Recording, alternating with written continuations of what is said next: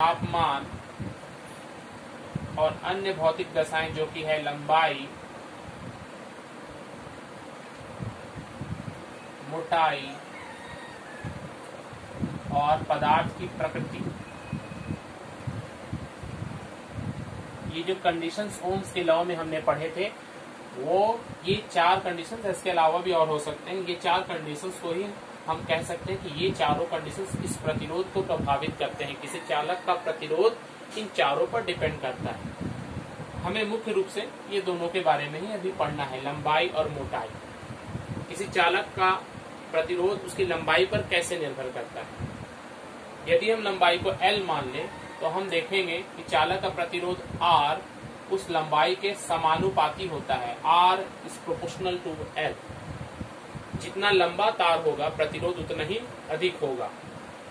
और मोटाई, अगर ये एक चालक तार है जिसका ये एरिया जो होता है, जो गोलाकार, जैसे इसको देखिए गोलाकार एरिया है, इसी को हम एरिया ऑफ क्रॉस सेक्शन कहते हैं, या अनुप्रस्थ काट का क्षेत्रफल, जिससे कि सिंपली ये अधिक होने से तार अधिक मोटा होगा।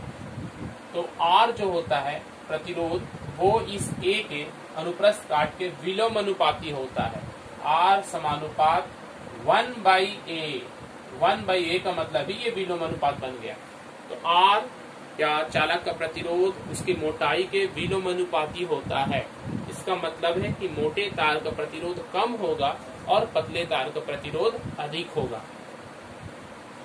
इन दोनों को अगर हम मिला लें, लंबाई और एरिया ऑफ क्रॉस सेक्शन को, तो हमें जो मिलेगा R समानुपात, उसे जॉइंट वेरिएशन थ्योरम कहते हैं।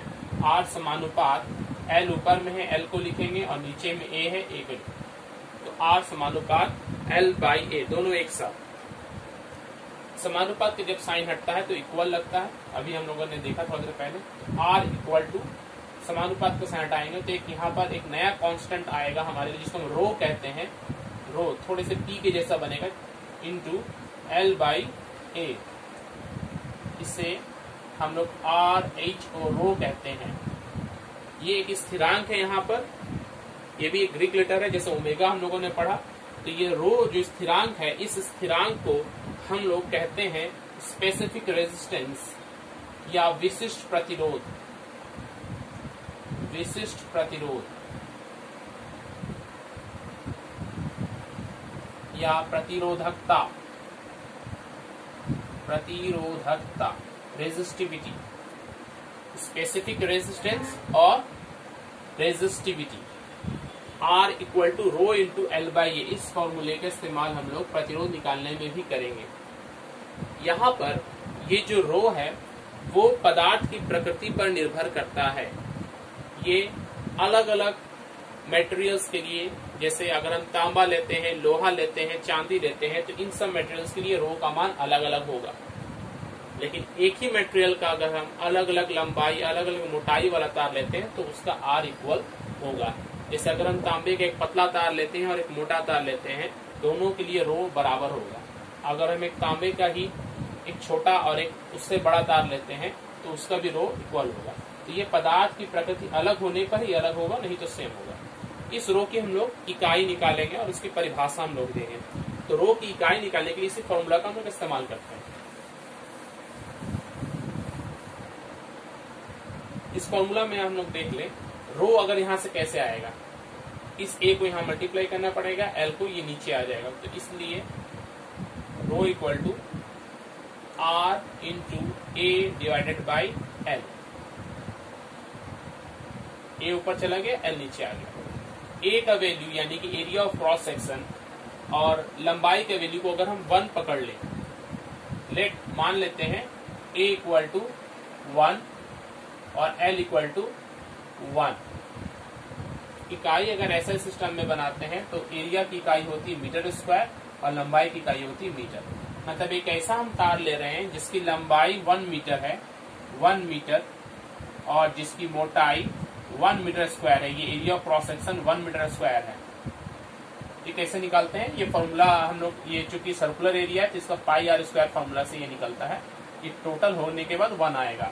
तो एरिया ऑफ क्रॉस सेक्शन यानी कि अनुप्रस्थ काट का क्षेत्रफल और लंबाई अगर 1 मीटर ले ले तो इन दोनों को 1 यहाँ पुट करते हैं, तो इसलिए rho equal to r into 1 divided by 1, rho equal to r।